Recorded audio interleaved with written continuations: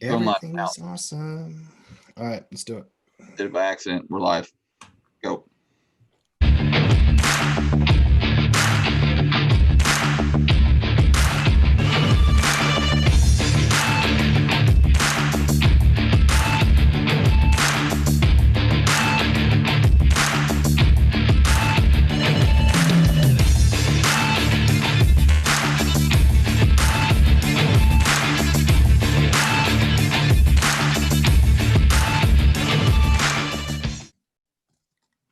And that means we are live. Actually, we went live a little bit early there. We should put together a reel of all I the little learned gaps. that the enter button, if you type in the title and hit enter, it just takes you Uh-huh. live. Normally I don't hit enter, but just out of habit of typing and hitting enter, it sent us live a little early. User error and human mistakes are normal, Cody. You don't have to make up excuses. It's okay. We're okay with it. Excuse if it's the truth. It is. It's all right though. Welcome out, everybody. It's great to have you guys here in our halftime report, Tackle Trading's daily financial market show, where we break down the charts, the news, the information that's grabbed our attention that we want to share with you and give you some insight as to what we're seeing. Got a group of veteran traders and coaches here from Tackle Trading. Coach Tim is always hosting. Got Mark doing analysis today. Noah's running the charts. Cody's doing production on the back end. Welcome out. A couple things. Number one, if you're a veteran, as you pop in here, always hashtag Team Tackle right in the chat. That's one. Number two, give me that thumbs up. Let's get the analytics out there and participate. We love seeing the chatter back and forth. We'll be monitoring the chat as we go through the show, and appreciate you guys as always. If you are new to our channel, well, welcome out. You're going to love it. Click subscribe, click the bell, come back and join us. We go live every day. The markets are open at 12:30 p.m. Eastern Standard Time. We've got lots of other great content on the channel. We're aiming for that 10K mark here, boys. Within that, I think we can get there maybe this month. Let's see if we can get some of those subscriber numbers up. Today's analysis, we got bank earnings, Wells Fargo, JP Morgan, Citigroup, Delta Airline earnings, some dire stuff, some commentary out of some of those CEOs that they talked about, and also a lot of money they had to set aside for write-downs for potential defaults on these loans moving forward. We're going to get Mark's analysis on that and Noah's analysis on the chart reaction to it. And then the other thing is there's just a lot of chatter around this China thing overnight over the last day or so. I want to hear Mark's thoughts on that. Noah, you're up first. How you doing, sir? I'm pretty darn good. Cannot complain. How about yourself? Well, I got to take a deep breath after that long intro. I'm rattling out stuff. I'm getting used to it. Yeah. Breathe in and breathe out, right? No, I'm doing good. I mean, the markets are doing fine as well. It looked like the market might have wanted to sell a little bit here early in the morning. The initial reaction from yesterday's selling kind of spurred the idea that maybe we could see some profit taking here. S&P's holding it up. Noah, give me a breakdown on all the chart read S&P, NASDAQ, Russell, and the Dow if you can. Well, it's pretty quiet here on the S&P. I mean, as far as just price action today versus price action over the last week, it's kind of staying right in that little median territory. But with yesterday's breakout coming up and touching that 3,200 ballpark, and then coming back down and trading down as low as now 3,115 or so, got a little bit of a whipsaw action in that. But otherwise, it's pretty sideways to, I'm saying neutral to bullish on that. I'm watching to see if we can still clear that resistance level, Tim. Mm-hmm. So there for the S&P. Let's take a look at the NASDAQ real quick. It's hard not to like that pullback. It's a little early, just 2 days down with a doji today, but you got to like the momentum prior to the little selling pressure we're seeing here. So I like the little pullback on the rising 9. I'm seeing a lot of stocks that have this basic pattern right now, particularly in the tech sector, where you had a nice pop to a new high and then a little bit of volatile selling pressure. So nice little pullback on the NASDAQ. Let's take a look at the Dow. Hey, there, it's going to break that 200, do you think? It's closing up above it today so far. So can it hold that close? I think that's going to be important for the Dow. If it can close above that 200 period moving average, it failed to do so yesterday. And then Russell 2000. Meh. It's not moving much, Tim. Yeah, there's not much there, obviously. In terms of the Russell, it's probably going to be the lowest ranked out of all of them. Obviously, the Dow, I'm kind of interested in the Dow making a comeback here. The NASDAQ has been where the strength is. Go back to the NASDAQ here for a bit.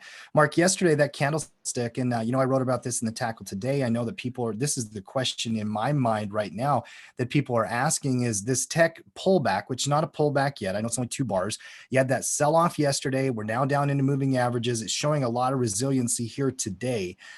Is this the start of a deeper pullback, or do you think this is going to get bought right up? Marky, what's your read on this?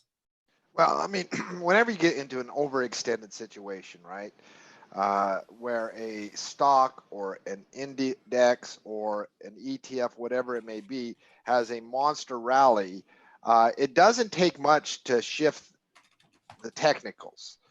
You get into an oversold condition, you get this monster rally, you get extended from moving averages.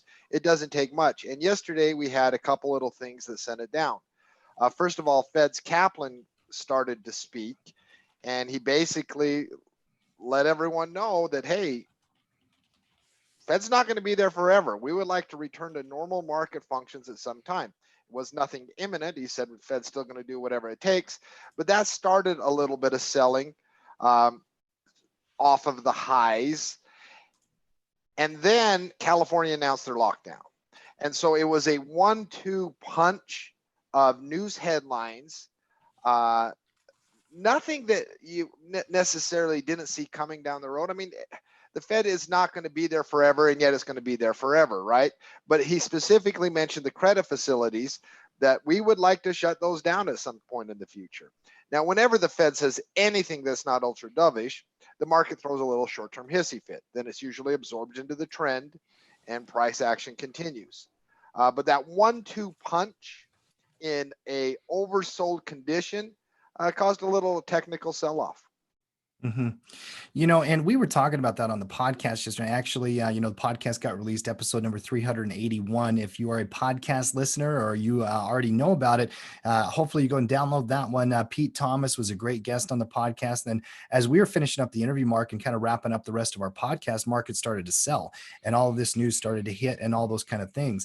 That candle is interesting, though. And now both candles, actually, very, very fascinating candles back to back, in my opinion. You had the engulfing, you got the tall upper tail, and then you got a little bit of a hammer here holding on that 9 EMA.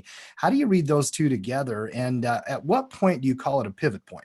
Well, listen, the one thing that yesterday's price action did, neither one of those events, the California lockdown obviously could have consequences to a lot of distressed industries on their bottom line, make it a little choppier, restaurants, gyms, movie theaters, etc. What it really did from a technical analysis point is created a really sloppy, messy chart now. A lot, even on the dramatic sell-offs that we've had a couple times over the last 3 months, they weren't as sloppy. Listen, high pivot point, I mean, it's just a sloppy chart right now. It's just a really, really sloppy chart, which is going to make the price action and the pattern that develops over the next few days really, really interesting. It's going to be tough creating breakout scenarios on a lot of those tech stocks for the next 5-7 trading sessions, unless you have this V-shape immediate price escalation. You could see some choppiness over the next few days as the technical pattern warns us out. I have a fascinating stat. Let me find this for you. So yesterday, something happened that had only happened one time ever before. The NASDAQ 100 rallied more than 2% intraday to set an all-time high, but then reversed to close down by more than 1%. So 2% sets all-time high, but then on that same day closes down 1%. Guess what the only time that's ever happened was? Where it rallied, hit an all-time rallied high. More than 2% to set an all-time high, to then drop down and close down 1%. I'm gonna guess the tech bubble. It happened on March 7th, 2000 was the only other time that event has happened on the NASDAQ 100. So Well, and when you do go down to that intraday and you see when that selling occurred, how it occurred, you see the big red candles, obviously. And then the market, it's trying to play a little bit of defense here and rallying over the last couple of hours, Noah, but there's some weakness on that hourly chart. What are you seeing there, Noah? Well, definitely that last hour of trading was a pretty precipitous sell-off. Prior to that, you could probably have said, "Oh, look, hey, it's still bullish. No, it's still pushing higher, poking off that new high, pulling down to the intraday moving average." But then it, clearly wiped that out. So what I see is just a big engulfing selling range that it established a new high and then it came out and took out lows. That's where the engulfing part of the candle comes. You got a little bit of a rally in there, and then early in today's market, you saw some selling pressure at the open, and then boom, right at the open, we saw some, a little bit of a recovery back up into the support resistance zone in there at that 10,595 on the NASDAQ there. Mhm. So, yeah, I mean, that's definitely some volatility in there, and it tells me that they were selling late and selling into the open, but then so far today, it's been holding that ground. Those big red candles, by the way, is not just on the broad index. Obviously, the whole market's kind of moving in unison. If you flash through a couple of just big names here, Noah, and we're going to go pretty quick through them. Look at Apple Computer. That candle tippy topped up near $400 and then came back down, hitting the 90 EMA. Microsoft had a huge red candle yesterday. A little profit taking. We were talking about profit taking on the show yesterday as well. But now you hit that 20-period moving average, ding to the penny there, Mark. Amazon, just a nasty, nasty reversal candle on Amazon up there, but it is holding the 9 in the short term. Google as well, kind of a failed breakout at this point on Google with that one-day kind of whipsaw action. Much messier chart, in my opinion. Facebook, another one of those kind of failed breakouts in a lot of ways. In fact, you had that upper channel, Noah, hit the red candle, but now you're just back in the range and holding the 20.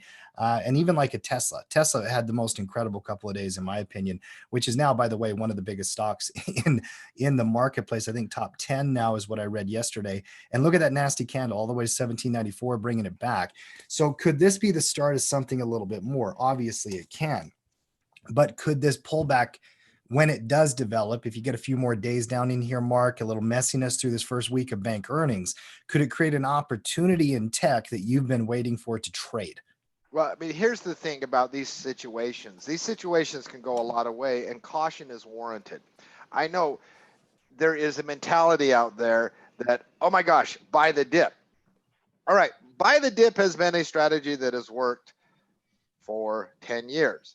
Are we to the point now where one day, because really is one day. Exactly. And that's the thing is new traders that have ingrained that mantra, buy the dip. That doesn't mean that a day and a half of selling is a dip, right? So Like, that doesn't mean every time there's a down day that's buy the dip. Buy the dip oftentimes is referred to more significant sell-offs, coming down to a real major moving average, coming down to a support zone that you expect to hold. That, in my opinion, if you are a buy the dipper, is a proper way to do it. It takes a little more patience, right? And sometimes you miss out because it ferociously rallies the next day.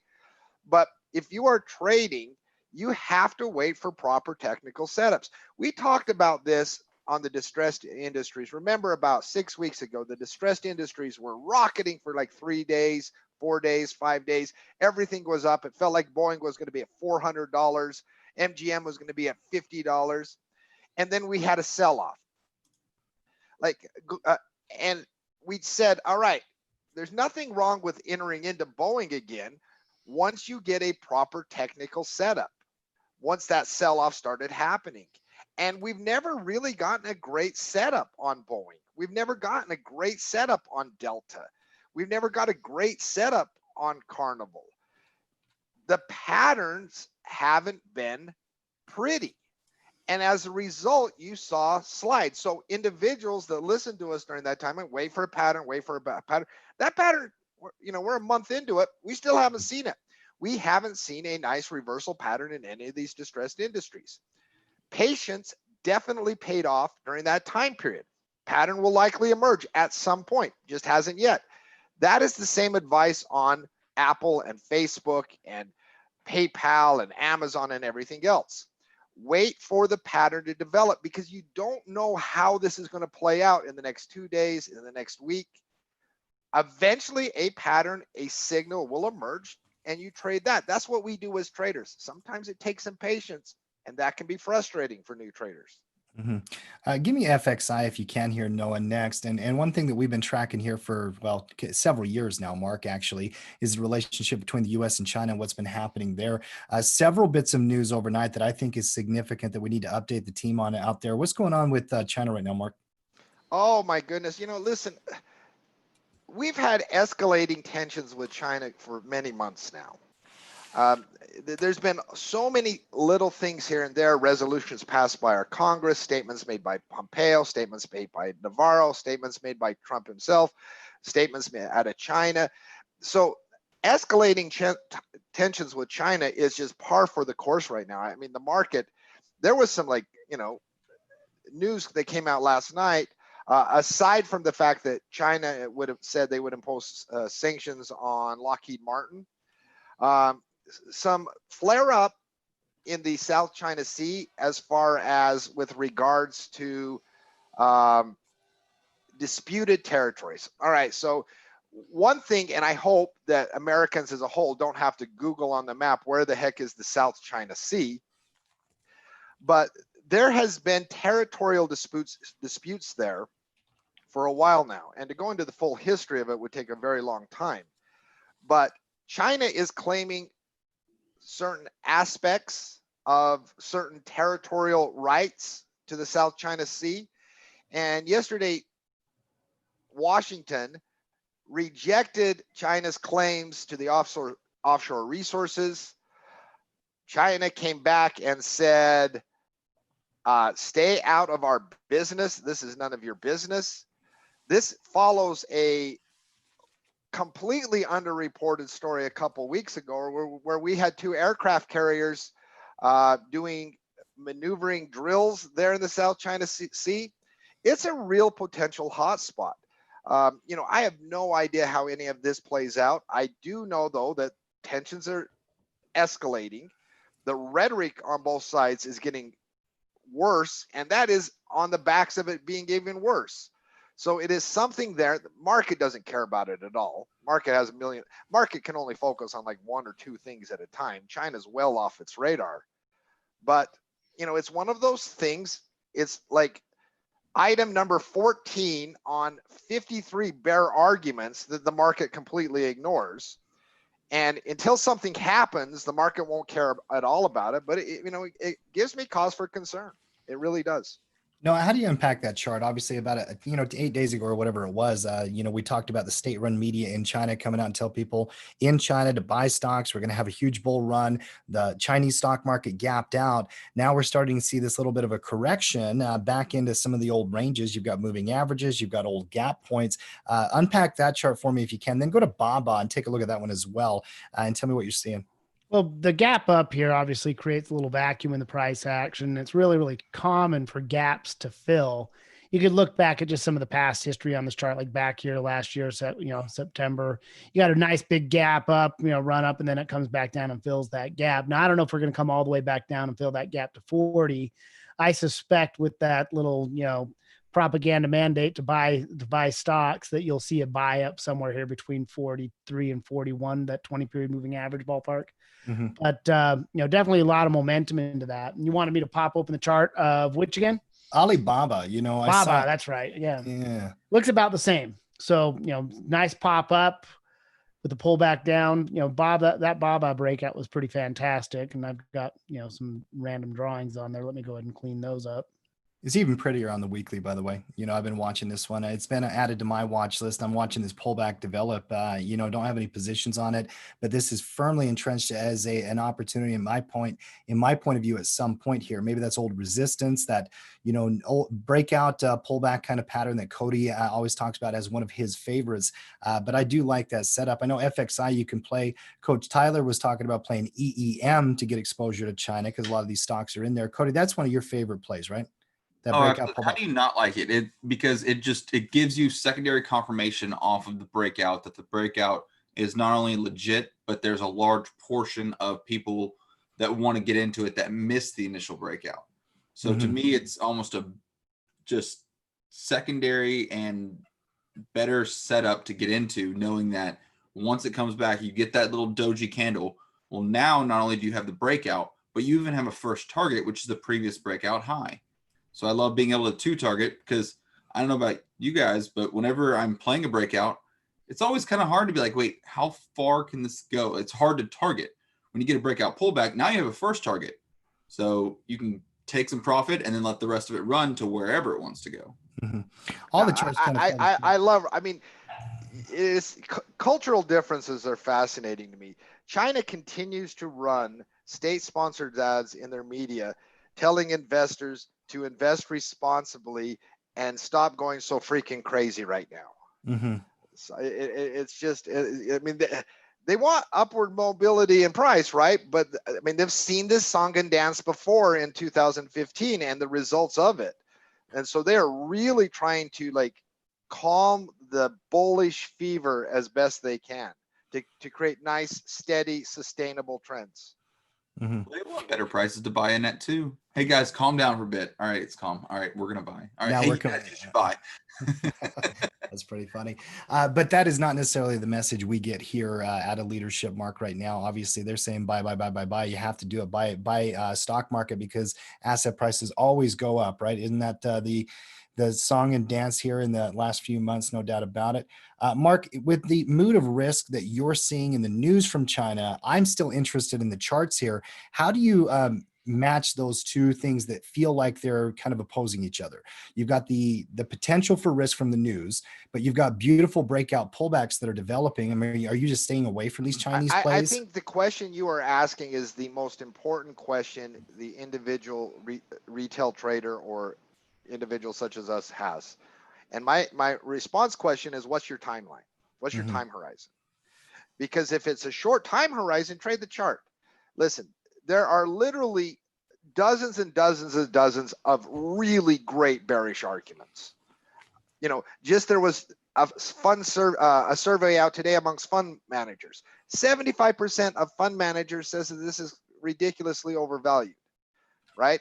That is just one anecdotal thing amongst a litany of bearish arguments I could present you. But if your time horizon is a swing trader, a day trader, a really short-term trader, trade the chart. Trade the chart, and you have to kind of separate that out. Now, if you're an investor, that's a whole different conversation. So there's a million things that could go wrong, you know, in the coming weeks, months, year. But if you're a short-term trader, trade the chart. You know, and here's the thing, guys. You know, this pullback in China, we're going to keep tracking it. We'll watch it, and I'm sure we'll have more conversations about it. We got to move on. We buried the lead here today, by the way. Bank earnings, I want to get into right away. Let's start with JP Morgan if we can. A lot of the perceived risk for the week, Mark, is going to be around these earnings reports and what has happened. I think we learned a lot, quite frankly. I thought these were very fascinating reports to kind of read through and kind of understand how not only their management is seeing the market conditions right now, how they're preparing for potential write-downs, where their profits are coming from, so on and so forth. JP Morgan had a huge boost in trading revenue. You know, like we know, JP Morgan's a great trading firm. They've got all kinds of different approaches to the market. And when volatility kicks in, here's a lesson for everybody out there. When the volatility in stock prices is high and commodities is high, and that means up and down like it was in March, April, May, and June here, Wall Street cleans up. They always have great quarters when markets are crazy, Mark. They know how to take advantage of it. That's where education comes in and proper trading techniques, no doubt about it. But JP Morgan also, they set aside $10.8 billion for potential defaults. Obviously a concern. Mark, what did you learn from JP Morgan's earnings report? Let's start with this one. Well, there's collective things we learned from them all. JP Morgan, I mean, if you're going to look to invest in a bank, JP Morgan is really well run right now. They are doing what, in my estimation, is a stellar job giving the hand they've dealt. Like, you know, when you're a company, you can have a great management team, you can have a poor management team, but you're going to be dealt a hand. Like Carnival, like cruise lines right now, they were dealt a hand with COVID-19. Banks with this economic situation, they were dealt a hand. So they're doing a fabulous job with a really, really terrible hand that they were dealt. Revenues actually went up year over year for JP Morgan. They actually loaned more auto loans than the street expected by a significant margin. But even though they're doing a fabulous job with the hand they're dealt, the report and the other banks' earnings, they've been dealt a terrible hand, a terrible hand, and they're setting aside more and more money for potential loan losses as a wave of bankruptcies and defaults come down the pipeline. And I do want to talk Wells Fargo and Citi here in a minute as well, because I think that's where some of the more concerning stuff came in. JP Morgan seems to be navigating it very well. Back on JP Morgan for 1 second. I got a very simple question for you, Noah. Can I sign you up for a trade above 100? You know, you've now got a clear trigger. Your reward to risk, I don't know if it's quite 2-to-1 there, depending on where you set that stop loss, but I'm seeing a reasonably good report. And if I was going to play one area out of the financial sector, it might be a JP Morgan little break above 100, target 110. Now you're post earnings. Noah, what are you seeing there in terms of JP Morgan? And you're on mute, sir. Well, thanks. There you go. I think it's a pretty clean trigger, and a stock trade on JP Morgan with like a trailing stop doesn't seem like it'd be too difficult to execute with modest risk, because you can position size to whatever your comfort level is.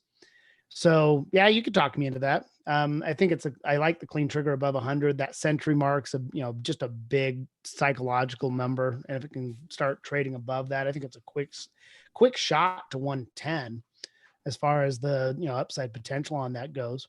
Mm-hmm.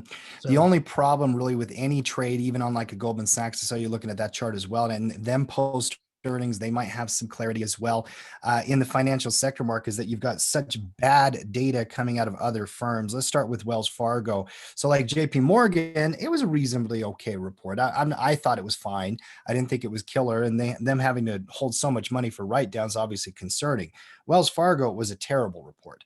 No. I mean, just everything about it. Go ahead, Marky. Let me sum up an analysis. Brian Clanhanzi, when he wrote, overall, there were not many positive data points to hang your hat on when it comes to Wells Fargo. Just an abject disaster. Even the CEO of the company came out and said, basically, sorry, I mean, this is just a disaster. Aside from the loan losses, which these banks are setting aside, and we'll talk about the overall theme of banks coming up here in a few minutes. Wells cut its dividend to 10 cents.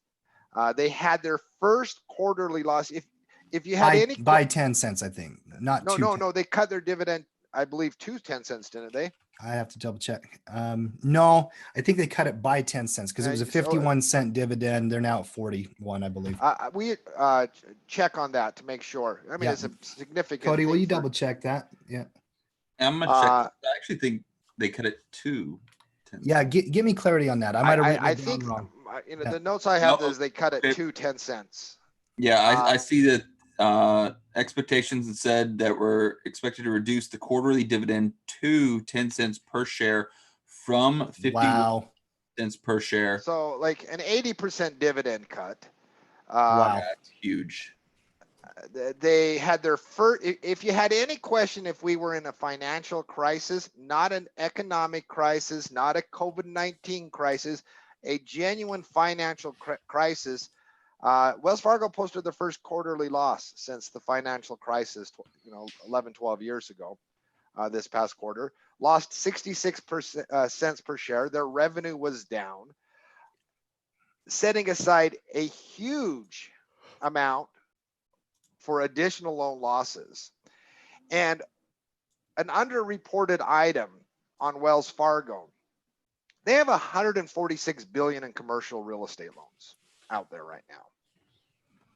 And the Fed has specifically said that commercial real estate is a problem right now. They highlighted it. They issued a report about 5-6 weeks ago, and they released it after the market closed on a Friday. And it basically was talking about, in this very long report about the state of the economy, that commercial real estate was something that they were very, very concerned with. Mm-hmm. Wells Fargo has $146 billion in commercial real estate loans out there. Just a terrible report. Obviously, things aren't going well. When you cut when a company like Wells Fargo, with its long history, cuts their dividend by 80%, that is a real sign of weakness. Now, once again, hey, if the economy V-shaped and everything's good, like Baghdad Bob would come out and say today, you know, no big deal. It will all get better, right? There's some issues here. There's some issues here with Wells Fargo. Give me a It's 20-year chart on this, Noah, while we talk about it, because I think what you're pointing out here, Mark, we got to have some context here. A lot of new traders, they get sucked into a very, very simple trap. There's a mindset out there of buy low, sell high. And so when you visually look at a chart, if it's at the bottom, some people think it's cheap, and it's not necessarily cheap. Companies with structural problems like Wells Fargo has right now in the financial crisis that they're facing moving forward, they absolutely can break support and move lower. This is a significant zone down here. And you see during the last financial crisis, Noah, it actually dropped like $7 a share. So don't ever assume that just because something's on the bottom, it has to start going back up. That's not the way that markets work or trading works. Things can continue to go lower for quite some time. Mark, you go ahead and finish your thoughts on Wells Fargo. No, I mean, it's just like, you know, you have two restaurants, you know, that you're looking to invest in, and you break it down. You don't buy one because it's a cheaper price or it's been beat up more. You buy it because it's fundamentally strong. And I'm not saying I'd go out and buy any bank right now. Those reports really troublesome. And whatever you thought about the narrative of the economy, I don't know how the bank's earnings report support the bullish case. I have no idea how somebody might draw that conclusion. I can see how someone can be like, okay, it wasn't a nightmare, sure, and they could have a neutral opinion. But there were a lot of analysts that came in and said, hey, we think that banks' earnings might be this like bullish catalyst to send the market higher. Well, you can get that one out of the woodshed, because there was nothing bullish in these reports whatsoever for the economy at all. But like when you're analyzing two companies, and if you wanted to make a bank play, JP Morgan's report was so much better. Just because Wells Fargo is more beat up, it's more beat up for a reason. And sometimes that's not a good reason. In this case, I think it is. You know, and we absolutely can get opportunities in other areas of the market, even if banks and financials struggle. I mean, they've been struggling for a while, and tech continues to hit an all-time high. So those things don't necessarily have to fight each other on that. But very concerning data out of several of these here today. Citigroup next, if we can, another one of the majors. And this is going to be a theme for the week, obviously. And even if you don't trade earnings, guys, you learn from earnings. You learn by studying this stuff, by looking and seeing how some of these major players, because we can understand a lot about economic activity from the banking sector. Citigroup as well came out, Mark. They had a 73% drop in profit. They did pick up some money from their trading as well. This was one of those Goldilocks ones, in my opinion. Not as good as the JP Morgan, not as bad as the Wells Fargo, but still some concerning stuff here as well. What did you see from Citi's No, earnings? I think you summed it up right there in the middle. Not as bad as Wells, not as good as JP Morgan. Listen, the banks, I mean, the cumulative effect of these reports is they are, what did Jamie Dimon said of JP? He said, we are not predicting adverse times. We're just preparing for them. And I think that sums it all up. We don't know that things are going to get, what? And so that's a well-written statement, because, yeah. And I think that sums up the entirety of the bank's earnings. He's not saying things are going to get really bad, but they're preparing as if they might. And I think that is going to sum up the entire earnings season. Yeah, you're going to find a few companies that do better, a few companies that scare the bejesus out of you. But as far as the entirety of the market, I think Jamie Dimon just dropped the earning quote this season. We're not saying things are going to get terrible, but we're preparing in case they do. Which I like hearing, by the way. I want banks to be thinking about risk and not, getting in front of some of these things. Hopefully they can do it. I know that they're all leveraged still to the hilt. It seems like they did pass those bank stress tests a few weeks ago, but some concerning data obviously here. And then another area that's not in banking, Delta Airlines. Real quick before you move to Delta, Tim, when it comes to like the bank stress tests, you're right. None of the banks technically failed the bank stress test. But it's kind of like whenever you take a test, you take a quiz, and you do okay and you pass. But you're like, you know what? I could have done better. And I think that's what the banks had during those stress tests. And now, based on those stress tests, you see what Jamie Dimon's saying, that they're just doing a little bit more studying, a little bit more preparation, because yes, they passed, but did they get that A they wanted? No, they did not. No, and that's so sad. I mean, congratulations. You passed the test. We're not on the verge of financial collapse. Thank you. But no one wants to be average. That's the bottom line. And no one wants to just barely get by the skin of their teeth. Everyone likes to be able to know that they're not just succeeding, but thriving. And the banks realize that if they have a single hiccup, they could lose all progress. And they don't want that. No one does. So, if anything, take note of what the banks are doing, guys. Make sure you're preparing yourself and your account and your portfolio for some potential downsides.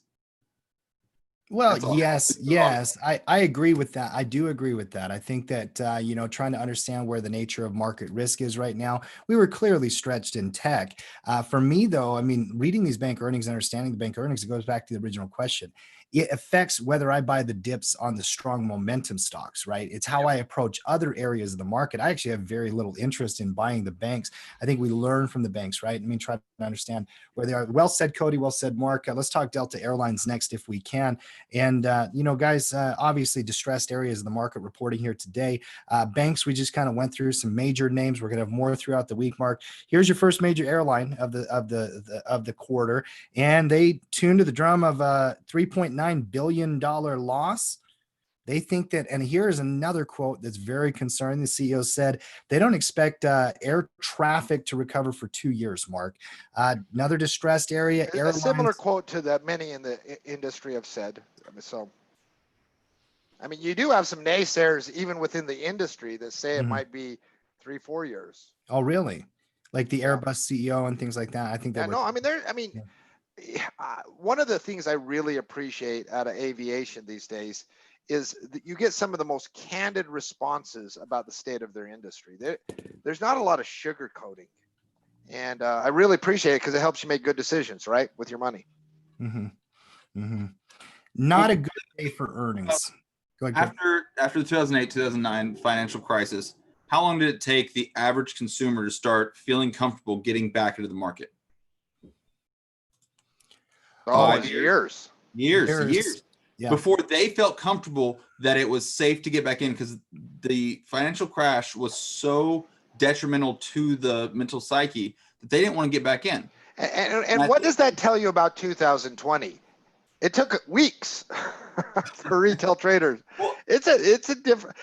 It is definitely a different market. I think, though, that the average family and household COVID scare, and he just thought that there's diseases out there that you can't understand or protect your family against, makes people just want to shuttle in. So I do think that a lot of these CEOs saying, hey, this could take 5-6 years before people start traveling again. I think that's absolutely true, because even if we get a vaccine, let's say in the next year, and it shows prominent, people are still gonna be like, let's just go to the lake down the road here. Wait. I thought they're producing a vaccine in 2 weeks. Didn't I read that?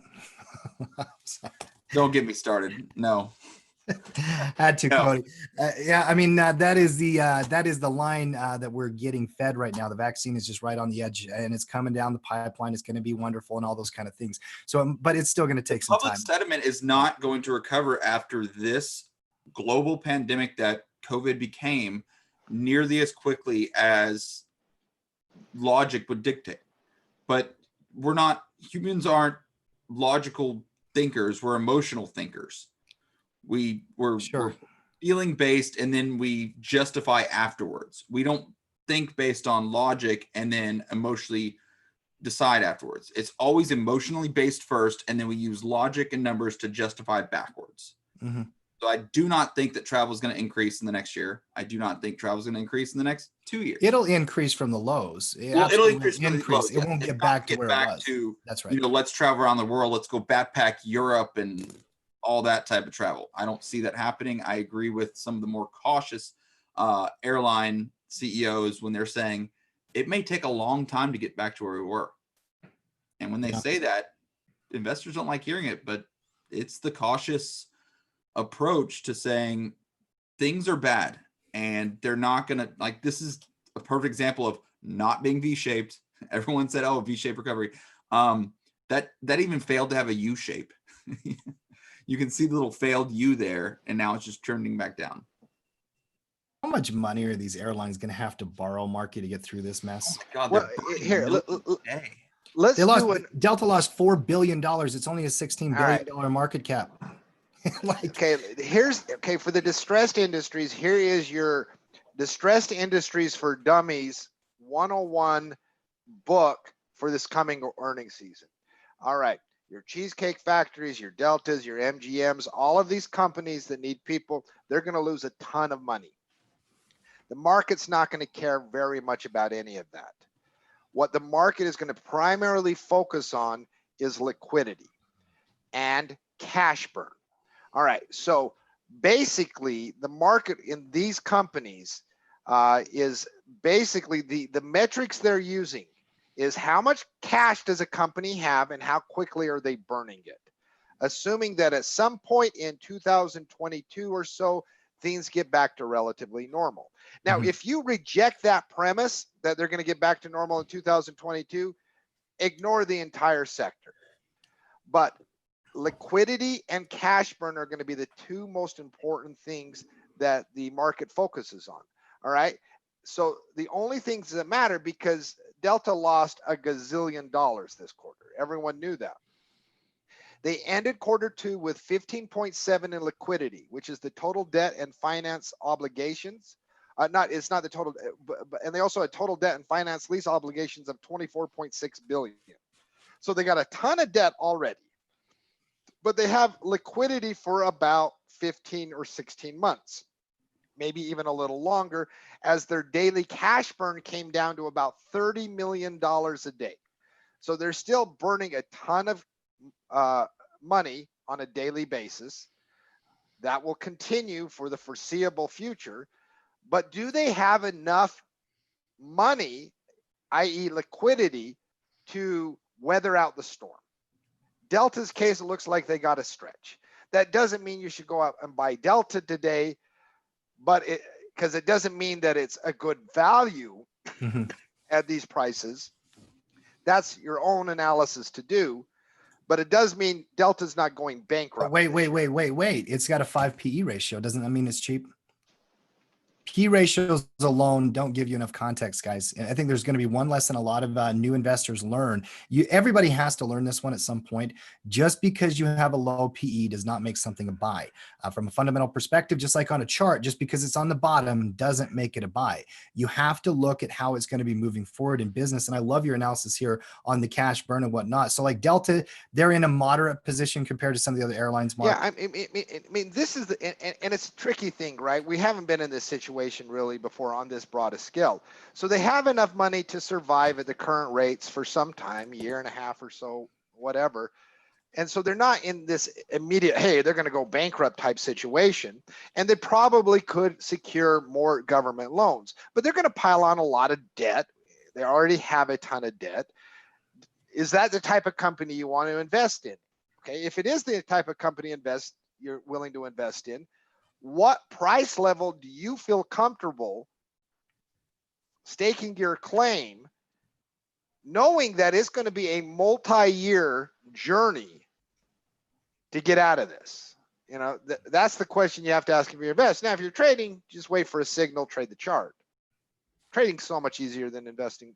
Mark, we're over here in the chat talking about this because you were giving some fantastic advice. And I said this is the equivalent of a Geno gem or a Noah nugget, but we can't think of an alliteration for Mark moments. Like what are we gonna do here? Inside Mark's it's mind. Mark's malarkey is what Mark's it malarkey. is. Mark's malarkey. Mark's mind. You got Mark mouthed. All right, You got Mark mouthed. On the mark. No. I like that. That works. On the mark. On the mark. On the mark. There, you know. So on the mark. I like it, Gregory, for the win. On the mark. And I mean, I have a lot of interest in some of these select distressed companies for a long-term holding. And it is a tricky equation to navigate because it is not a things are going to get better 2 months from now for the airlines, right? They're still going to be in a disastrous situation. Do you wait for a vaccine? Do you wait for some sense of normalcy? It might not be the worst advice from an investing standpoint. You know, you can always sell a naked put. I'm not there on the airlines yet, even at lower levels, because things that need people, I don't know how COVID's going to play out. You know, I don't know what it's going to look like in the future. So there's a lot of uncertainty. So on a lot of these need people companies, I'm staying away right now. Yeah, and Delta, definitely a very concerning report. Even that loss that they did come in at much larger than even they were expecting to lose. They had the EPS projection at minus 407. They came in about 10% higher than that, lost more money than even the analysts thought they were going to do. Back through the broad markets here, we'll come back to stock news in a bit. I mean, corporate earnings, we're going to have to put these up front each and every day over the next couple of weeks on the major storylines. Obviously, the S&P, the whole broad market, all these troubling areas, these concerning storylines, Noah, and the market's holding up pretty good in the broad market, quite frankly. If you look at that little doji on the S&P, we've got a little strength in industrials here today. Look at XLI if you can. A couple sector, just quick ones here, Noah. Little pop off that little support point. XLV as well. XLV is in Victor. Yep. Yeah, healthcare showing me some strength, kind of pushing up towards resistance. Guys, I mean, it's not that everything is going to be dragged down by bank earnings and all that kind of stuff. So you still have to do your broad market analysis. And obviously the technology stocks still in that beautiful uptrend. We'll keep breaking some of those charts down. Let's move on through the commodities here real quick here. Noah, give me crude oil and break down the chart if you will. This has been like, I don't know how to really describe this type of consolidation pattern, Tim. You know what it feels like to me? It's like when you're cranking up a jack in the box really slowly, like, you know, it's going to pop at some point in time. My question is which way? Like, I think it's going to break to the upside because we're seeing those higher lows. That little sideways consolidation pattern, I mean, it feels like it's pegged to that $40 mark. And so it's just hanging out there. But I think it's going to pop and break out towards that 200 period moving average, but there's nothing to say it can't break down and just as easily cover the distance to the 50 period moving average. That's right. Yeah. So, I mean, with the higher lows, I'm leaning towards the bull side, but you know, if there's more like lockdown news and things of that nature that could really, you know, kill and stifle demand, I could see that breaking the other way. So that's just one you have to watch and see. It could be a good possibility for like a K trade type scenario. It is stuck in the mud at $40 a barrel here, Mark. Obviously, you know, it's been in the same chart pattern. We are playing defense. It's holding the 20 period moving average. I like the idea there, Noah, from a trading perspective of a potential K trade where it could pop up or down one way or the other. You asking me, I think the downside has more risk to it, obviously, personally. You guys know my opinion on crude oil here and the way it's approaching. And part of that is the weekly and the monthly charts. If you look at how this is battled back, I mean, the gap point that we started back in early March, I believe, that's about right where we are right now, guys. You know, you've got major support zones in here. Now, is that going to prevent it from maybe popping and running up and testing even more of these levels? No, of course not. It could easily break and run to the upside. Mark, how are you reading crude oil right now? Man, I think Noah's, I mean, once again, I've been saying for 2 weeks, ignore the I mean, I'm a fundamental guy on oil. It's mixed right now. I like Noah's advice, K-trade chart. Man, the only thing I'd like to add to the technicals, that thing is so freaking resilient to the 20-day moving average. I thought for sure last night it was below it in overnight action. I don't know what you people are doing at 1 a.m. in the morning. I'm looking at crude oil futures. So I'm sure, you know, take that for what it will. I thought for sure it was going to slide under the 20 today. Things freaking resilient right now. Yeah, very resilient. It's very, very resilient. And those MAs are definitely holding that thing up. There's no question about it. We'll get inventories data tomorrow, much more to analyze here. Let's move on to gold and silver if we can. Mark, while we talk gold here for a minute, just explain the interview with Pete Thomas a little bit. You were there, you were producing the podcast, you listened to Matt and kind of, you know, pitch that podcast a little bit while we talk. Yeah, gold. by producing the podcast, I sat back on my ass and listened to Matt and Pete have a great conversation for an hour. Listen, one of the things in life that is so amazing, as a human being, we only know so much. Even things that we spend a lot of time on, we can't have a full view of everything. And it really is important to find people you trust to give you proper analysis, insight, thought, have you think from a perspective that maybe you wouldn't think of. That's what sitting back listening to Pete Thomas, someone who has been doing this, we think we have a lot of experience doing this 10, 15, 20 years at tackle trading. Pete Thomas has been doing this for 40 freaking years. And he's been almost exclusively focused on the metals. The guy just knows his stuff. And so to sit back for an hour, if you have any interest in commodities, specifically metals, you got to take the time to listen to that podcast, because it just listening to someone with that much experience, that much common sense, talking about gold and silver for an hour, man, I thought it was amazing. So if you are interested in gold or silver at all, take an hour out of your time, listen to Matt and Pete, banter back and forth for an hour on metals. It was really a good interview. I thoroughly enjoyed it as well. And Pete is he's just such a dynamic person. And even quite frankly, my favorite part of the entire interview was when we stopped clicking record and he told me a story that I'm not going to repeat here. Nothing graphic about or anything like that. I just told him I wouldn't, where basically he got to rub some elbows with some very important people. The depth of Pete Thomas is incredible. If you've not listened to the podcast ever, make sure you visit tradingjustice.com. They go out on Mondays, and you can always put those onto your download radar on podcast. I loved it. And Pete, he broke down gold, he broke down silver, he broke down palladium and platinum and copper, not just from a chart perspective, Mark, because the charting obviously very critical. We look at those daily, but from a fundamental perspective about, for example, with palladium, it's dependent very much on car production. And he talked a little bit about some of the stuff he's been seeing in China and around the world that needs to get back up and running. Go listen to that podcast if you've not, and definitely let us know if you enjoyed it. Buzzmark and email team@tackletrading.com. I dropped the link in the chat. No, unpack gold and silver real quick for you, if you can, for me, just from a chart perspective, and then give me a quick read on palladium as well. I've got some interest in that one, so go through those three if you can. All right. Well, I like this gold chart's pretty darn good looking as far as bullish bias goes. It's just grinding a little bit higher, riding that 9-period moving average. That consolidation, everybody's kind of waiting for that breakout above 1800, and here it is. So looks like we got a bit of a retest on that. And I just kind of re-echo what Matt's been saying all this time is, we just have a nice bullish, posture on gold. It just, there's nothing not to like about it. Silver, on the other hand, has finally caught up. I think it had a really energetic breakout here, and watching it break that $18 level, such a key threshold for it, and to see it poke up to a new high at 1981 there.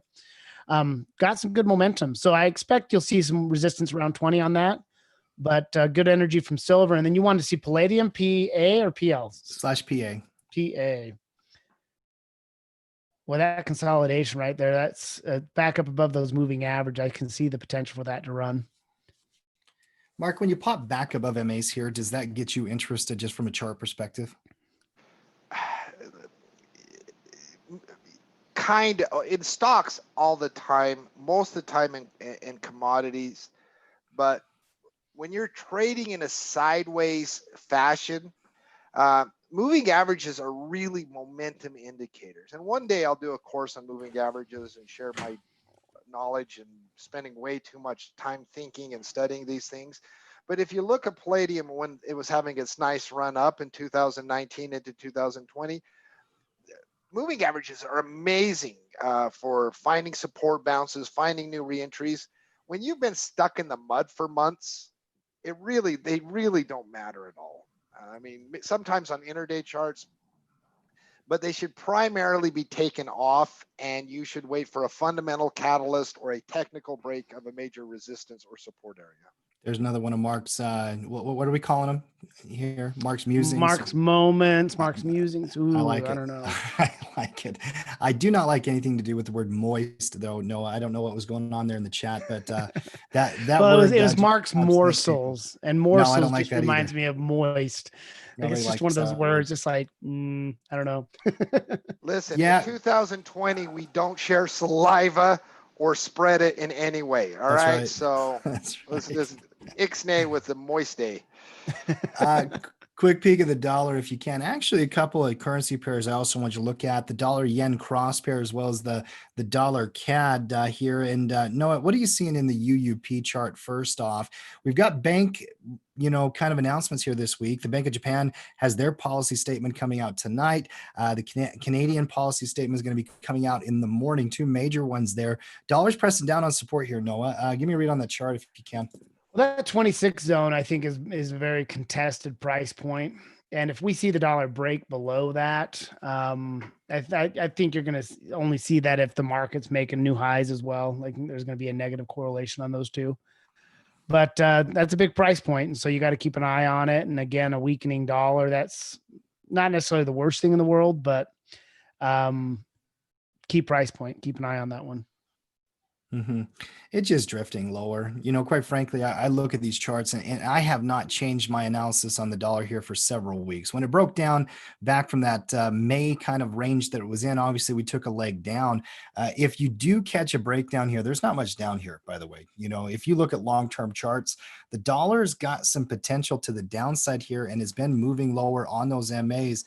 Mark, obviously, the U.S. If you ask me for 1 second of analysis on the dollar, I'm going to go warm up. I was actually asking you how bored you were talking dollars because you don't usually check out. I'm answering customer service emails the second you started talking about it. Multitasking. I like it. So more on that tomorrow when we get those policy statements. We'll take a look at the dollar yen cross pair. I am interested to see what they have to do. They have had massive programs, just like the U.S. has, by the way, in Japan, where they've been putting a lot of money into their economy, try to stave off any of these economic crisis that could be the fallout from these lockdowns and from COVID-19 here in 2020. So we'll take a peek at the dollar yen cross pair tomorrow, and then quick peek at Bitcoin if you can here, Noah. Just update the team on the chart. It's been stuck in the mud for a long time. That's why we've been looking at it much. If and when it does break out, we will take a peek at that one.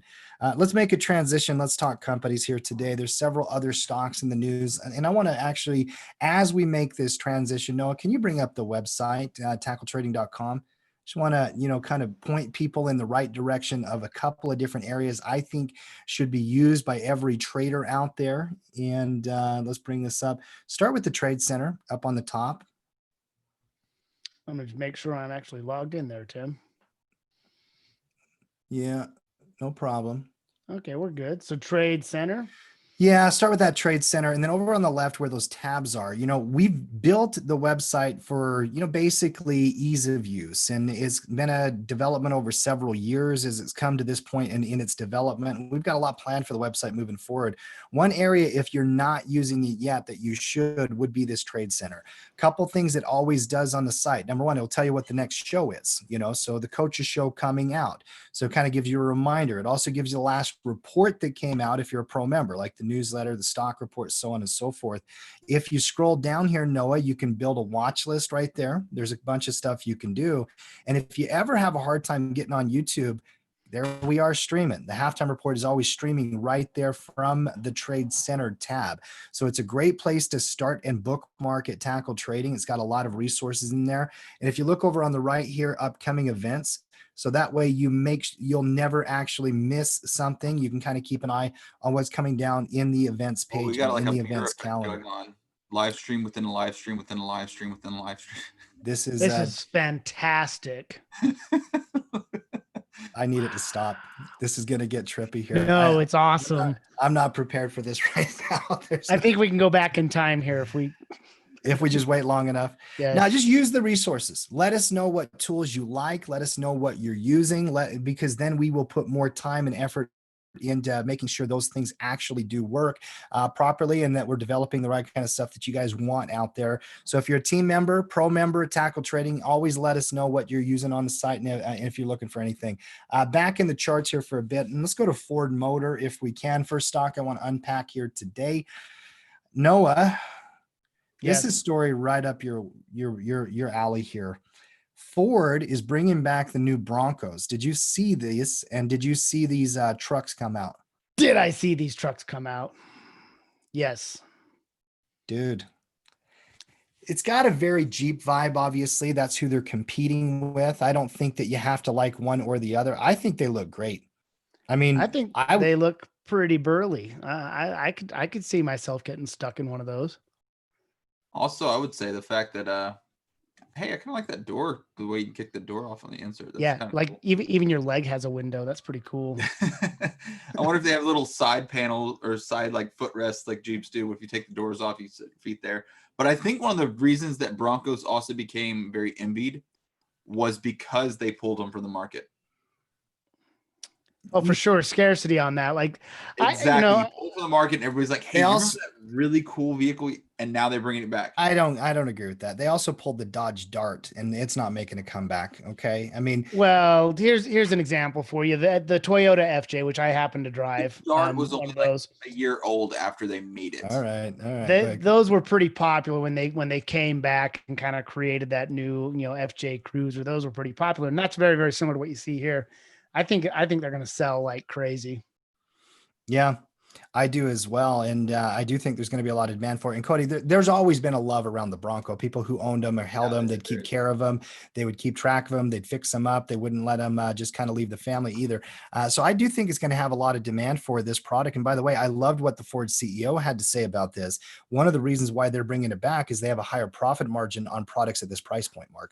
So their sedans, why are companies in business? They're in business to serve society, no doubt about that, but they're in business to make money. They're capitalists, and they're looking at a product, Mark, they think they can actually have a nice profit margin on, make a little bit more revenue, and get out there and do some competition with other products in this type in the marketplace. Stock like it, by the way. Look at the chart. I'll be honest, I've never been a Ford guy. I think the Ford Raptor is awesome. If they put the suspension package and some of the technology behind the Ford Raptor's suspension and terrain alteration in that new Bronco, I'd be very interested. Mm-hmm. I might actually buy my first car off the lot, and it might be I'm just trying to figure out how to Photoshop the Bronco climbing the chart. Like, give me a minute. I'm going to do it. Yeah, I could see you doing that for Yes. sure. That'd be fun. More important than whether you're going to buy a Bronco, do you see this as a buy on the stock, Marquis? I mean, look at that chart right there is popping up. The green candle here today, 4.5% above a pivot point, back above moving averages. I know we got earnings out here in a couple weeks. Ford's not really, necessarily a great trading company anyway. It's more of a longer term investment with dividends and cover calls. Mark, any interest in Ford here? I don't mess around with autos at all, other than lobbing naked puts on the cola every once in a while for fun. But no, I mean, it's a break of resistance. It's a clearing of moving averages. You get some market upswing. This is a short-term trading thing. Mm-hmm. But listen, as much as I like to rag on Tesla, electric vehicles are the future. They really are. Mm-hmm. I believe that. Now I don't believe in paying valuations that are absolutely the most absurd thing I've ever seen in my market experience. But, market's about the future. Electric vehicles is where I'm going to plant my flag eventually. No, what about you? How are you unpacking that chart? Double bottom, room to climb. I like it. It's got some upside potential. And for, a stock that's not outrageously expensive, I really like a stock like Ford for new traders, Tim, to like cut their teeth on, because it's not crazy volatile. It's got a good enough move to make it interesting, but it's tame enough that you could really get into like a position trade or a swing trade on that without taking on too much risk. It's a decent little stock.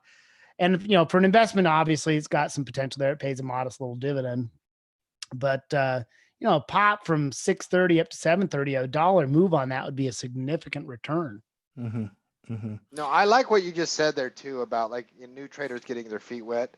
It's funny. New traders want to gravitate towards NVIDIA and Fastly and things because they want to get rich quick. I think what Noah just said there, a Noah nugget. Noah nugget. It's not as good as a Mark moment, but listen, first of all, if you want to do anything, you got to do it yourself. It's not a Mark moment. It's a Mark munchie. Mark all right? Munchie. It's a Mark munchie, right? Mark Munchie. I think we should coin the Mark method. There you go. But no, I mean, because you want some skin in the game, right? Like, I mean, you can paper trade all you want, but people want to have that feel. Cheaper stocks are a great way to practice technical analysis while you're actually putting your money to Well, work. and not even just new traders, Mark, like just traders who don't want crazy volatility, whose personality are a little bit more, measured. They would probably enjoy trading a stock like Ford versus the Nvidias or the AMDs of the world, even that just have bigger volatility and movement. So I think it's definitely, it's not a crazy roller coaster. It's a little bit more tame for a lot of folks. Mm-hmm. Well, just volatility being lower, price being lower. I do like that idea. And, people got to find, the stocks that fit their personality. When you're new, lean on the side of caution. Nothing wrong with that. Let's move on to Spotify next here. They got a downgrade at UBS. Actually, this stock has been a momentum flyer for a very long time. One of my favorite products, one of my favorite stocks. Which stock you want to see? Spot. Spotify. Okay. They didn't get a downgrade. They got a double downgrade. Double dipping. They went from UBS had them at a buy and they downgraded them to sell, saying, come on, fundamentals maybe matter a little bit. Well, and here's the interesting thing in the note from UBS, and that 2-notch downgrade. I didn't see that note they went from buy to neutral to sell. They also said that the performance is priced in. Any expected increase in earnings from all of this and that. They basically were saying, guys, listen, it's gone ahead of itself, right? Now, Mark, the market hasn't really cared about proper pricing or earnings pricing. So why should we listen to UBS here? The market's not. The initial gap down, gapped into the moving average. Now we're up strong off the cash open here. Well, actually if your rallying. own analysis doesn't tell you that Spotify is ridiculously overstretched and overvalued at this point, then, I don't know what to say. So. It's, that's not a hard call, by the way. I mean, getting a job as one of these analysts seems like one of the easiest jobs in the world. Yeah, Spotify's overvalued. Okay, yeah, we get it. At the same time, another analyst jacked their price target on Spotify up to 375. So these analysts, literally, if you put any credence into what they say, like they just are throwing numbers at the wall. Yeah. Give me an analyst that is a contrarian. Like, how many times in the last 4 weeks have we seen analysts jack their price target on Tesla or Apple or Netflix or Microsoft or anything? They're just following the price action. Mm-hmm. Read a chart. You'll be your own analyst. Mm-hmm. Mm-hmm. Give me the intraday on that one here, Noah. I think there's a lesson that you can learn on that green candle, because obviously we did have the gap down. It's now been rallying back off of that low point in the morning. Doesn't mean it's out of the woods yet here, Noah, but how do you unpack that price action? Well, from the daily context, it definitely comes, with a pretty good sell-off into a rising 20-period moving average. So for me, it's always about that context plus the gap down aspect of it. So then when I have that daily context, I can take it intraday and get down there and see, hey, it's filling that overnight gap. So that's a good sign for the buyers. And I'd probably like to see it get back up above that intraday 200-period moving average. I'm on a 30-minute chart there, but I like the higher low and the fact that it filled that gap. Mm-hmm. Mm-hmm. Back on the daily chart, we're going to run through a couple upgrades, downgrades real quick here, Mark, and you tell me if any of these grabbed your attention at all. Goldman Sachs initiated Visa as a buy. Visa, the credit card processing company, Mark, I know it's one of your favorites because they don't really take on consumer debt risk. They usually just kind of facilitate, and they're the middleman here. Earnings coming up. Mark, you still interested in this stock? At the right price, right? Like, listen, I'm gun shy from an investing standpoint on a lot of things at these levels. Visa is a great company. They'll be around to the day I die. So it's just about price with Visa. Mm-hmm. Yeah, sitting on support right now, kind of holding that. I think a lot of people would say, okay, well, that's not a bad price right now. I know you look for much, much deeper discounts through your naked put selling, things like that on personal tactics. By the way, UBS, who downgraded Spotify, they also downgraded Netflix to neutral. Didn't give them the double dip here, Mark. But again, Netflix right in front of earnings gets a little downgrade. That stock's been wild the last couple of days. I mean, just incredible price action. It was being run up, bid up like crazy, went up and hit that high at 575. We got earnings like in 2 days here, guys. I can't imagine what's going on here besides just day trading and all this news around those kind of things. UBS probably downgraded them on valuation as well. Tesla got an upgrade in terms of price targets again, Piper Sandler came out and put it at $2,300 from 900. Huge move there in that regard. I mean, guys, how are you feeling about this Tesla move over the last 3 weeks? I mean, when somebody who's not an everyday trader or team tackle member comes up to you, Mark, like your buddy, when he says, "Hey, what do you think of Tesla?" I mean, how do you explain this to somebody who's new to the markets? Well, I mean, it was a nice setup. If you go back to that breakout that occurred, it was a really, really, really nice setup, right? And when things break out, the one thing we know, like when you have a really nice technical setup in an already existing uptrend, when things break out, it's a profit potential making opportunity. Now, every once in a while, something just goes parabolic. Doesn't happen often, but it does. It's hard to explain why something goes parabolic, but you do know that that is in the realm of possibilities. Is one of the upsides of trading a breakout. If you learn to read a chart, if you learn how to trade breakouts, then these type of parabolic moves are not going to happen to you every time, but you're going to make money overall over the course of your trading career by trading these type of breakouts.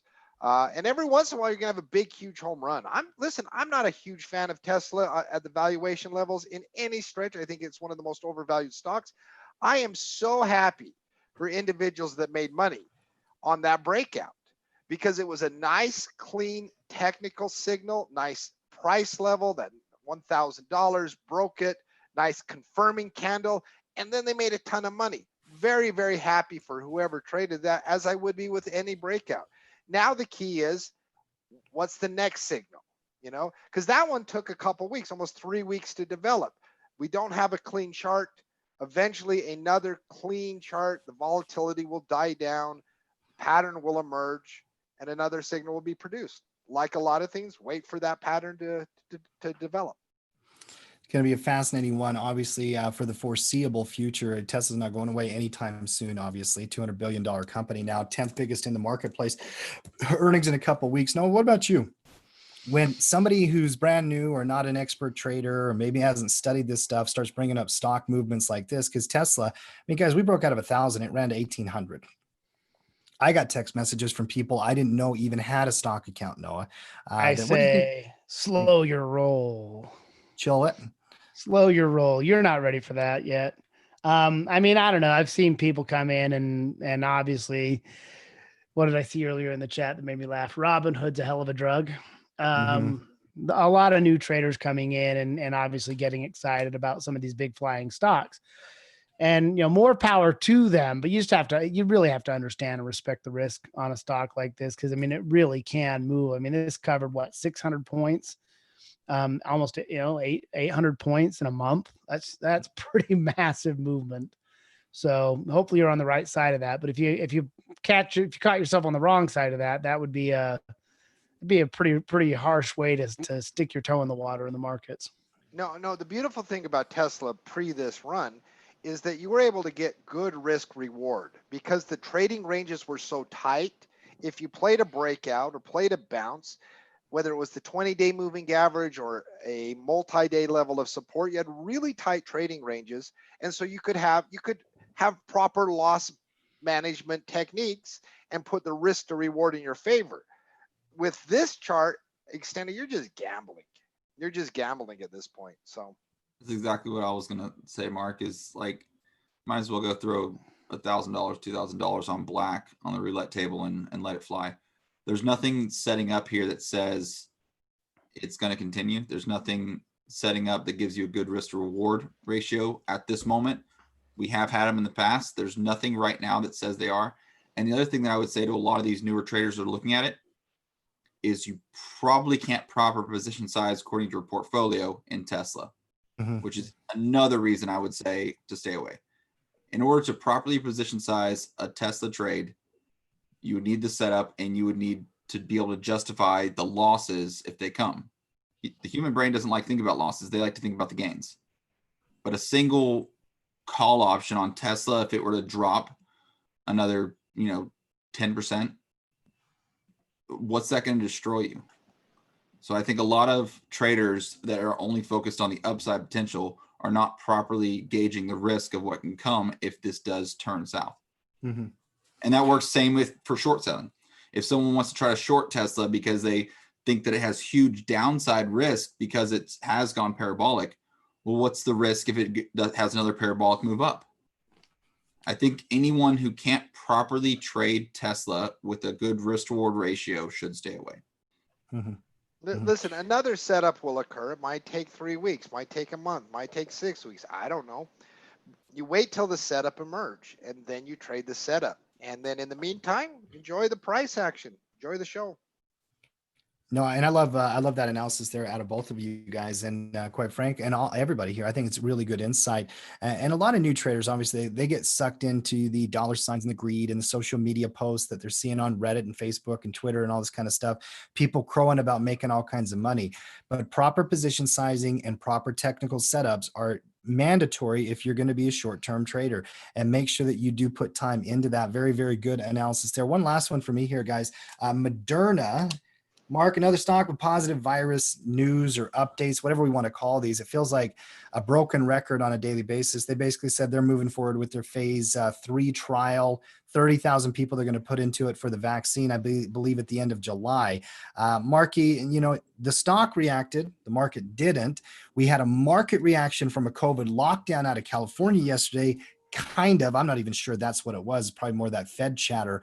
But first of all, you expect more of these to keep coming down the pipeline like I do, correct? Listen, eventually we'll have a vaccine, because I've believed that since day one, because I believe in human ingenuity. I believe there's some really, really smart men and women out there working on it, and somebody will come up with it, because human beings in the long run always get it right, and they do some fabulous things. Which company is it going to be? How profitable is it for that company? I have no idea. Yeah, well, they got a bunch of them working on it. How many people are really in the pipeline there? I think 5 companies, 6 companies, something like that. A lot of people are pushing this forward. Cody, they're still doing trials here in July. It doesn't mean, I don't think we're going to have one by the end of the month, right? I know I'm triggering you. No. I know that my camera's not showing unless I'm talking, and that's the way Zoom works. But yeah, so many of these things, I'm just like shaking my head. Just science is a slow process. Science does not prove anything. Science works through process of elimination. Science constantly disproves things. You have a hypothesis, you test it, and you disprove it. You say, okay, what do we learn from the disproven hypothesis? And you move on to the next one. And you continue to disprove things until something fails to be disproven. That doesn't prove it, it just fails to disprove it. Hearing that something could be good, that's not how science works. Like, that's not how any of this works. So without getting triggered too much, no, anytime there's news and pops on any of these pharmaceutical companies based on the fact that they could be moving to the next phase of trial, that's fantastic. There are a lot of things that make it through the pipeline and make it to, phase 2, phase 3, phase 4, and they die in those phases. Every time you move on to the next phase, the likelihood that it continues to the following phase decreases. It continues to be harder and harder to push a drug to market or push a vaccine to market. It takes so long for things to actually check every single box and prove everything that needs to be proven in order for it to get to the market. Hearing that something moved from one phase to another does not mean that it's going to make it to the end. It's just so difficult to trade these markets. Even before COVID, we used to say all the time, don't trade drugs or don't do drugs.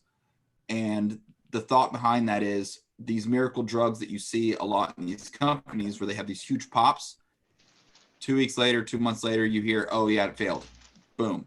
Everything that just popped disappears. Just because COVID's now around does not change that process of how the scientific method works.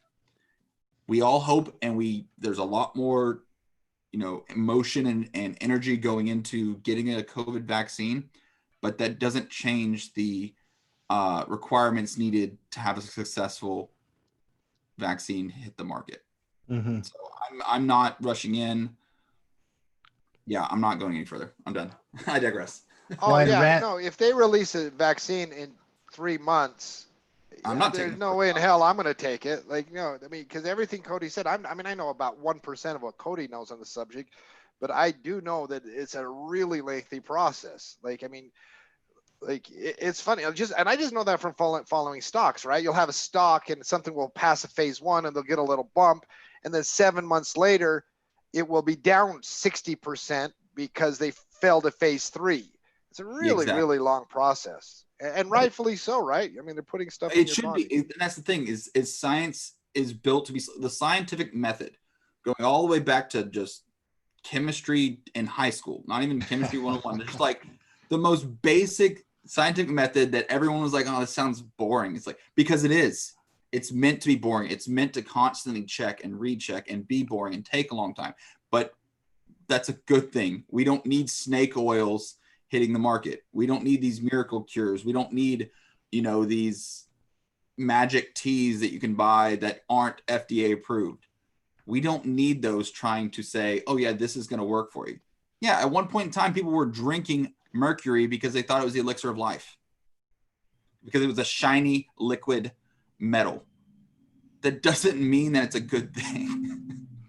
Randy has a funny comment. By the way, your buddy here, Randall, says you talk like somebody who works in a lab. He knows you very well, obviously. Then number two, and Randall, he long-term veteran of our Army, I think still enlisted, still moving around the world.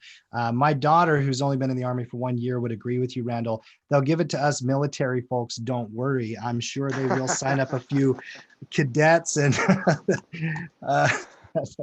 that does make me chuckle a little bit there, Randall. All right, guys, let's move into our last little phase here and just kind of get final thoughts. Hey, Coach's Corner one style. company that I want, before we move in the last phase, another company that had earnings today, and I thought the earnings was so good that I just wanted to highlight it. Fastenal, they had a 10% year-over-year increase in revenues. Operating gross profit margin was down a little bit, but they were selling less fasteners, but they were selling a lot more of their safety equipment.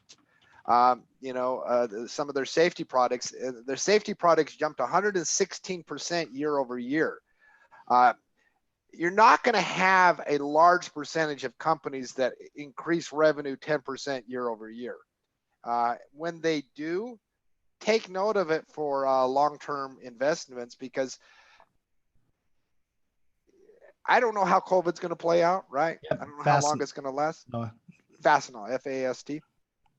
I don't know how COVID's going to play out. I don't know how long it's last.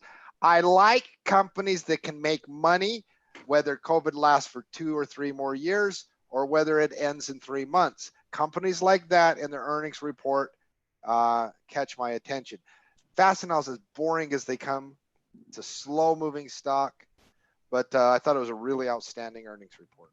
Mm-hmm. No, I actually did not get the data on this one. I like the company though. The trend's been up there, and market response looks pretty muted, but if you get a little consolidation up here, you could set up for potential breakout, something like that. So like the update on that one, Mark, and it is a $25 billion company. So we're not talking about some small fly-by-night type of stock. It's a large cap stock. Let's kind of get into our final thoughts here today, guys. Obviously, bank earnings, the stuff that's going on with Citi, Delta Airlines, JP Morgan, Wells Fargo, those things kind of grab my attention the most. But the price action in the markets are also grabbing my attention. I know that over the weekend, we always do our stock report, our option report, kind of gives watch list for the week. People then can start to prepare different positions on those if they do set up. There's a lot of those things setting up here. But before we get into final thoughts in our Coach's Corner, if you are watching our show right now and you enjoy this show on a daily basis, give me a thumbs up, click that thumbs up button. Let's get the analytics up. I'm looking at the subscriber count here, Cody, 9,600 right now. I love our growing community. I like how vibrant it is. People are real here. They come back every day. They join us. They're a part of our conversation. We appreciate everybody out there. If you've not yet subscribed to our channel, click subscribe, click the bell. And as always, we're live every day here, 12:30 Eastern. Let's start with you, Cody. What are you watching for this week in the market? What are you paying attention to right now? Right now, I'm not looking for any big swing trades. With the start of earnings, I want to see things kind of shake out. Have a lot of my theta-based strategies expiring this week, so I'm just sitting back waiting till those all expire, bring that actual trading credit availability back to my account after most of those expire, end up being worthless, and I can look to next week. So I haven't been doing much on the Forex front. The one that I was looking at is the Euro British Pound cross pair. I called it 2 weeks ago when it came down to the 20. Noah, can you pull up that chart, please? Euro British Pound cross pair, and you are muted, good sir. And this actually was a lesson that I think I might go into a little bit more. It came down to the 20 and gave us a doji, and I got really excited about it. And this goes into a lot of what Mark studied on moving average strength. Came down to the 20, gave us dojis, did not bounce off the 20 like I thought it would. When it came down to the 50 though and gave us a doji, look at that 2-day movement that we got off of that from the retracement. So really like what's going on here between the euro and the British pound. That's what I've been focusing on the past day or 2 days. When it comes to swing trades, I want to see the market actually close. So I'm in Matt's camp of a wick doesn't call a break. I want to see the close. Yesterday is a great example of that because everyone was like, hey, look, market's breaking out, and it didn't. So now we're back to where we were before. High base of the market. I want to see a closed breakout, and then I'm going to look for some bullish candidates this week. Let things expire. Be impatient. Trading is 80% patience. It took me a long time to realize that. Mm-hmm. Trying to chase or force trades is a very easy way and quick way to lose money. I love that thought. I mean, patience. I'm not in this business to lose money. I'm in this business to make money. You got to be patient on the development of the pattern, on the entry point, and then even on the trade management, So how many times do new traders click out of a trade earlier than they should have, and they miss out on the bigger runs and hitting those targets that they absolutely could have hit? Yeah. Their emotions change. The trading plan hasn't changed, and they'll close out of the trade, and everyone can relate to when something started moving against them and never hit their stop. They exited the trade because they got emotional, and then they watch it run without them. Mm-hmm. How many times does that happen? If you trade by a plan and you just be patient, has the plan changed? If the answer is no, then you do nothing. You watch it. I love it. I love it. Noah, you're up. Oh, things on my radar. I've been watching a little Lululemon. I was expecting a breakout. We got a little bit of a drop down. Looks like a gap fill. I do like the hammer on that. So I'm going to watch this one patiently, see if we can get a breakout above 320. Domino's Pizza, DPZ, has also been on my radar from a recent breakout and a little retest action set up there. They do have earnings coming out, so I'm going to watch and see how they perform out of their earnings announcement. Mm-hmm. Love it. Love it. Marky? Listen, my last thought, we had a down day yesterday in the market, right? Were you able to sleep last night? Were you panicking? One of the keys, and I truly believe this to the bottom of my soul, is you're going to have winners, you're going to have losers, you're going to have great weeks, you're going to have weeks that you wish you would have just not turned on the computer. But if you were panicking last night or panicking at the start of the morning, you're overextended, right? I adamantly reject individuals that try to become a millionaire immediately. I most of those individuals, the story ends very, very badly. So if you were panicking last night or panicking this morning because the market had one down day, it's a pretty good chance that you were way overextended with the number of trades or the leverage you're instituting. Nothing wrong with making money, but do it at a nice moderate clip where you can enjoy making money and not get freaked out and lose sleep and likely make really dumb decisions if you have one down day. So check your leverage, check your leverage, check your leverage. I love that thought there as well, Marky. A lot of gems here today, guys. It's like a little circle of wisdom that we're imparting out there with our Team Tackle members. I love these guys. Great. A couple quick charts for me here, Noah. I actually like LL Lumber Liquidators. It was on the reports over the weekend.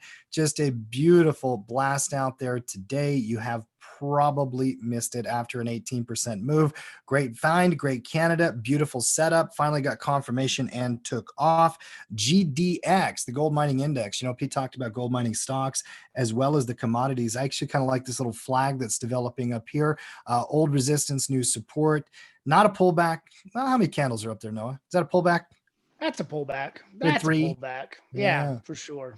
Yeah, a little 3 red candle pullback, a nice little green candle there.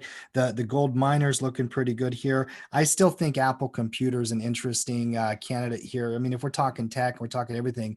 Mark, you ding the 9. We haven't hit the 20 in 2 months. So it's Listen, like, it is the most amazing run of the 9 I ever remember. Yeah. This thing will not Yeah, close below the 9. It is absolutely amazing. I mean, individuals, I mean, you think about this. When it crossed over and cleared all moving averages, if you on your stop loss just said, hey, I'm going to wait for a close below that 9 EMA or some version thereof, man, you're still in the trade. yeah. Like, you're still in the trade. So It's been a juggernaut. It's very, very impressive. And then 2 on the bear side, WW. I like this setup. Still kind of hanging out. I do like the downside potential on that if we get confirmation. And then GPN, if you can, one more. And same kind of thing, looking to test below this little pivot point. Can we get closure and confirmation? Watching a lot of those. And by the way, Noah, bring up the website if you can. A couple quick things as we kind of wrap up and close down here. If you're looking for analysis and you're looking for information, these weekend reports that you get from Tackle Trading, I mean, I work those watch lists all week long, I should say. The stock report was wonderful from Coach Gino over the weekend. Coach Tyler does a great job. Coach Cody does a great job on a Forex report, and Coach Mark does a great job on the commodity report. If you've still not gone through them, or if you're not yet a pro member of Tackle Trading, this is one of the places I definitely would put some time into. Make it a part of your weekly routine, make it going back to it and reviewing the candidates a part of your daily routine. And there's so much value you can get there. Noah, you spend a lot of time putting these reports together over the years. I know that you're frequent on the stock and options report.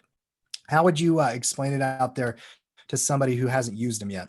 Well, you get a little bit of education every week where you get a nice write-up from a seasoned veteran. There's usually some sort of a lesson involved that week, and then you get some really good-looking candidates for a watch list, some video breakdowns of why they're on the list, what we like about them. And I think it's just awesome to have such a phenomenal resource of just candidates. Again, you're not going to trade all of them. You're going to take that watch list and boil it down to your favorite candidates that week. And then, in this case, this week you got a little less on implied volatility in the options report. You learn a strategy like a diagonal poor boys covered call. And there's always something like that. So whether it's, how to trail a stop or whatever little piece of knowledge or information you're gonna gain that week, coupled with an awesome watch list, they're invaluable, Tim. Like you say, I'm watching them all week, and there's always something to trade off those lists. Yeah, no, they're extremely important. I think for any trader out there, if you're a member of Tackle Trading, you probably already know the value of it. And if you are a pro member and you haven't really been using them, make sure you dig in. If you're just in paper trading mode, you can still kind of get a lot of value from that. Hit the homepage if you can for 1 second, Noah. If I just dropped a link to the 15-day trial, if you're not yet a pro member, it's a standard offer, and stay up there on the top, actually, if you can. Those 4 boxes. If you can't ever find it, there's several things you can do here at Tackle Trading. Number 1, Tackle Today email. You can sign up, get the daily email right here. The Start My Trial button, that little yellow button right underneath there. If you cannot find the pro trial link, it's in every social media post, but just head over to the website, tackletrading.com. You can click that button. And if you ever run into issues with anything, you can always buzz Mark and email team at tackletrading.com, and he will help you and get you set up and get you started in our pro membership. Guys, more earnings tomorrow. I'm sure we're going to have these conversations for a little bit as we keep breaking down the markets. Wonderful job here today. That's a wrap for today. We'll be back tomorrow. Same time, same station. Out. We are out.